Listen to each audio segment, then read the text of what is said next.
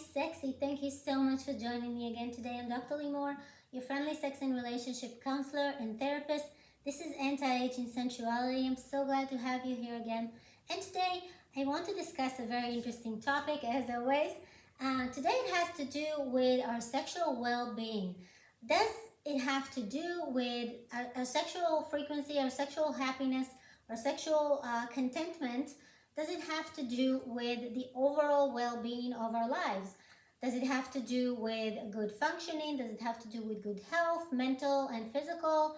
I went and investigated this very important question and came across something, a very interesting change that has happened in the last 10 years, I would say. The WHO, the World Health Organization, actually changed their description of sexual well-being, because in other words, I'm going to read to you the exact description of what does it mean to be a sexual well-being person, a person that incorporates well-being of a sexual nature in their lives, because it changed from a few years back when we were thinking about sexual well-being as the absence of disease or any discomfort or pain or whatever it is. So nowadays, the WHO is saying that sexual health is a state of physical, emotional, mental, and social well-being, not merely the absence of disease, dysfunction, or infirmity. So that's very interesting, and that brings us to a change, a global change in my view, in the reaction to sexual well-being overall in our lives.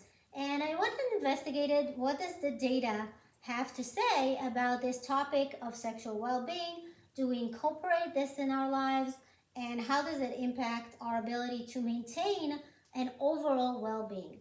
So I went and investigated, and I wanted to first mention something that you already know, that for instance, older individuals, whether they are men or women, are considered less asexualized in a manner culturally. We look at older people as less sexual beings. And in reality, it's not the case, because many of us, until we are in our late 80s or even 90s, are engaging in sexual activity, are interested in having some sexual health and some sexual activity in our life. And it's a very big contribution to our sexual well-being. So the fact that we are asexualized when it comes to our culture as an older, let's say 65, 70 and up person is a problem. And so now that the current view of even the World Health Organization when it comes to our sexual well-being is kind of a change in society in general, an overall look about how important is sexual health in our life. So I went and examined a few studies. One of them had a scale of 11 items that were evaluating sexual well-being. Among them were sexual frequency, the ability to arrive to an orgasm for yourself or for your partner, non-coital sexual activity that doesn't have to do with penetration, or just different activities that have to do with this. And it was covering 148 married women, and they were asked about these activities and how did it contribute to their sexual well-being.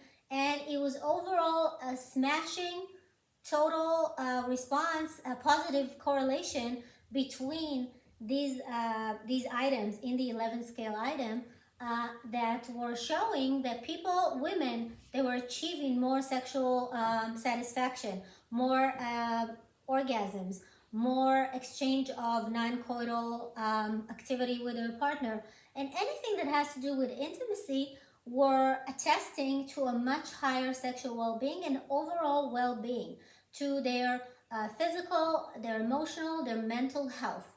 So we see the contribution that is very wide and very intense in this relationship. And the next study that I want to share with you was covering 1,402 women from the United States, from Germany, and from Italy. So it was covering many cultures and many experiences. And what they were examining is whether sexual desire was associated with lower scores on an evaluation with the interaction with our partner. In other words, I'm going to simplify this. So they were examining whether my sexual frequency or sexual desire was correlated in some manner to the way I respond to my correspondence with my partner. So if I have a very high evaluation and appreciation of my interaction with my partner, I'm going to have a higher sexual desire. Or if I have a lower score of my evaluation regarding my interaction with partner, am I going to have a lower sexual desire? And it worked both ways. So in other words, if I am interacting well with my partner and evaluating our correspondence, I'm going to have a higher sexual desire. And if I am sexually more desirous, my communication and my evaluation of communication with my partner is going to be higher. So both ways. And this kind of tests or indicates that our sexual well-being is not only the lack of disease, the lack of pain, the lack of discomfort, but rather the actual interaction with our partner, the actual interaction with our bodies, ourselves. How much do we invest in feeling pleasured or pleasuring someone else? How much do we invest in keeping the health of our sexual activity or sexual health within our bodies? How much do we contribute to the sexual exchange within the relationship? And how much does it really influence our ability to maintain an overall health in our lives? So that's a very interesting topic to kind of investigate and to examine. Hopefully this kind of sheds a small, even a smaller light on this question. And as I always say, try to kind of incorporate sexual activity and happiness and well-being in your life, just for the sake of just maintaining ourselves or keeping ourselves in check, because sexuality and intimacy has a very big contribution, as I just explained, to our well-being and overall just satisfaction with life. And if we have the ability to kind of influence this, we should. So until then, until next time, stay sexy and subscribe. I'll wait for you here every week, and I look forward to your questions. I'll address all of them, I promise. And until then, please come visit me. And as I said, stay sexy and subscribe, and I'll see you very, very soon. Bye-bye.